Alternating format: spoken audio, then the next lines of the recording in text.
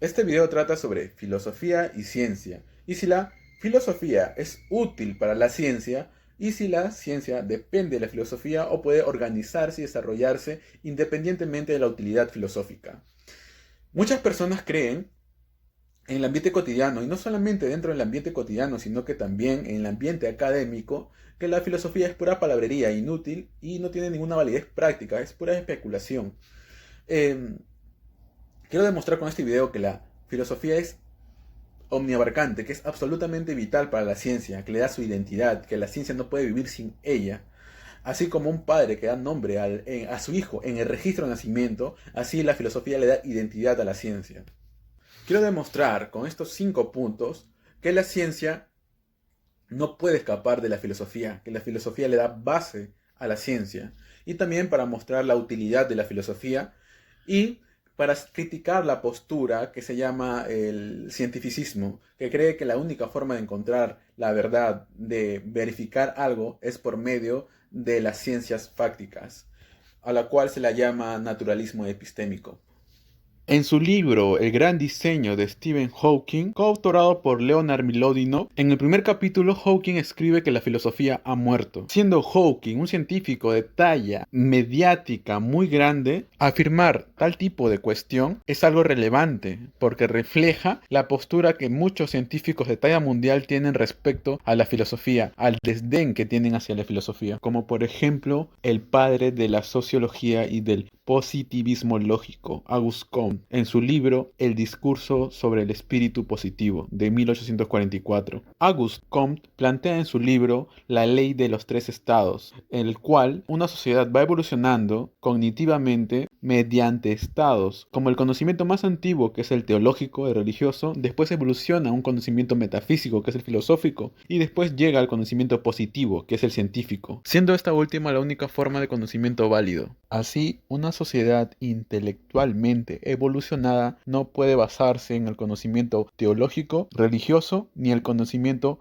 metafísico, filosófico, sino únicamente en el conocimiento positivo, el conocimiento científico, siendo esta última la que da conocimiento real. Pero es verdad que la ciencia es el único camino para llegar al conocimiento verdadero y que no depende de conceptos filosóficos. Eso es una mentira. La ciencia no puede vivir sin la filosofía. Aquí te mostraremos 5 formas de que la ciencia depende de la filosofía de manera inseparable.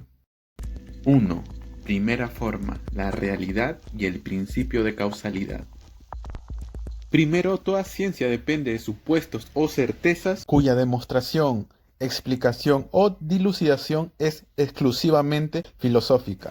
Por ejemplo, toda ciencia fáctica asume la realidad como siendo algo objetivo, como si tuviera sustancia ontológica y fuera algo independiente de nuestra mente. Cuando un físico estudia las propiedades de un planeta, no lo hace como creyendo que ese planeta es solo un producto de la creación de su mente, sino que él lo estudia como algo que existe fuera de su mente y que él tiene que entender y descubrir. En ese sentido, él ya está presuponiendo una realidad y objetiva, la cual no puede ser demostrada científicamente. Un físico puede usar mediciones de longitud, de ancho, de peso para poder demostrar que la realidad es objetiva. El científico, al aplicar tales mediciones, ya estaría presuponiendo la objetividad de la realidad, lo cual es el punto a demostrar, o que nuestras percepciones corresponden con la realidad, lo cual también es un presupuesto filosófico.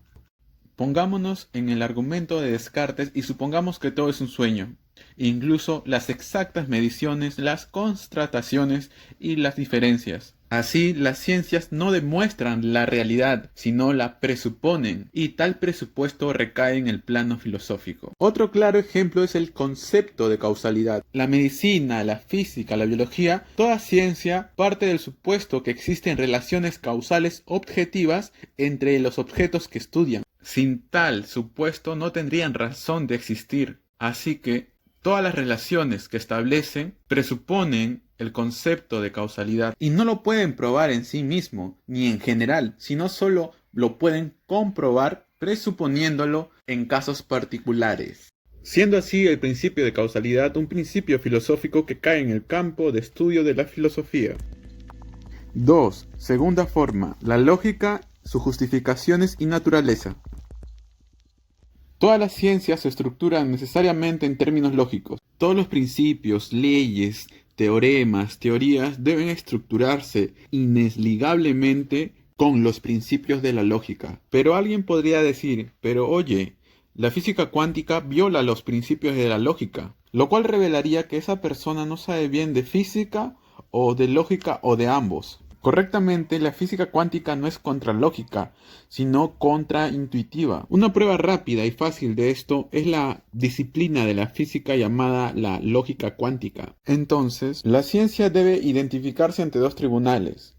El primer tribunal, que es la realidad, a la cual le debe requisitos de correspondencia, y el otro tribunal, que es la lógica, a la cual le debe una consistencia interna.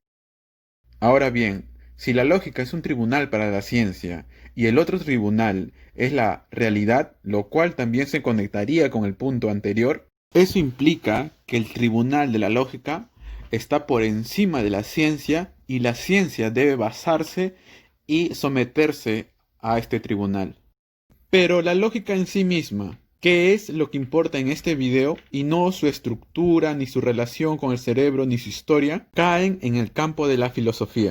Efectivamente, la naturaleza y justificación de la lógica es algo que se estudia a nivel metafísico. Número 3. Tercera forma. Criterios de demarcación. Toda ciencia necesita de la filosofía para poder definirse a sí misma. Esto se refiere a las cuestiones de los criterios de demarcación, es decir, aquello que responde a la pregunta de cómo determinamos que un determinado conocimiento es científico o no. Esta pregunta no puede ser respondida por la ciencia misma, puesto que ella es la que está en cuestión. En otras palabras, la ciencia no puede definir qué es ciencia y qué no. Pues entonces, ¿qué instancias establecen el criterio de demarcación? Pues la epistemología, la cual es una rama de la filosofía.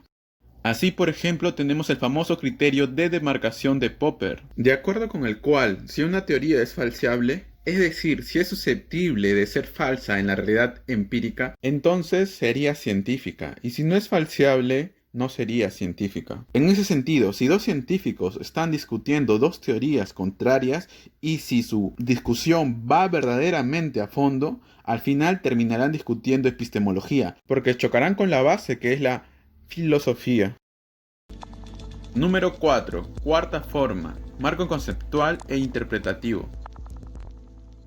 La ciencia depende de la filosofía porque permite organizar racionalmente el marco conceptual y el marco interpretativo en que se basa la ciencia. Los hechos desnudos no aparecen delante de la ciencia, sino que siempre se los ven primero desde algún tipo de marco conceptual previo y luego se los interpreta bajo perspectivas también previamente formadas. Y ello no es inescapable. Los hechos brutos siempre serán percibidos desde una mente. En otras palabras, no hay observaciones ateóricas. Pero si este marco abarca toda la ciencia previamente, antes que la ciencia abarque a esta, entonces es ahí donde entra la filosofía. Tomemos por ejemplo el libro de Stephen Hawking, El Gran Diseño, el cual decía que el universo se creó a sí mismo por la nada. Estos científicos construyen hipótesis en base a esta idea, pero aquí el gran problema es a qué se refieren con nada. Si uno revisa los escritos de ellos, terminará encontrando que por nada entienden en realidad el vacío cuántico, que al ser orientable y dimensional el vacío ya es algo. Por lo tanto, se ve claramente que cometen una falacia del equívoco. ¿Y cómo se determinó esto? Pues no por medio de ciencia, sino por medio de filosofía. Y es que la filosofía juega un papel crucial en garantizar la claridad conceptual de las ciencias. De este modo, cuando algún científico desdeña la filosofía, tal como hace Stephen Hawking, se encuentra en un gran riesgo de caer en imprecisiones conceptuales en sus planteamientos científicos. Número 5. Quinta forma. Valores epistémicos. Toda la ciencia trabaja y funciona en términos de valores epistémicos. Estas están implicadas en todo momento. Pero ¿cuáles son estos valores epistémicos? Pues aquellos como verdad, certeza, consistencia, simplicidad, objetividad, poder predictivo, poder explicativo, etc. Pero ninguno de estos valores epistémicos constituye como un objeto en sí mismo del estudio de la ciencia, sino que las ciencias trabajan con ellas en todo momento, aplicándolas, presuponiéndolas y buscándolas como fines, siendo que estas categorías de valores epistémicos son eminentemente filosóficas y no solo como una mera forma de describir la realidad, sino que también tienen fuertemente carga valorativa. Tenemos, por tanto, 5 fuertes razones para demostrar que la ciencia depende de manera necesaria e indesligablemente de la filosofía. Por lo tanto, como decía el filósofo Pascal, burlarse de la filosofía es también filosofar.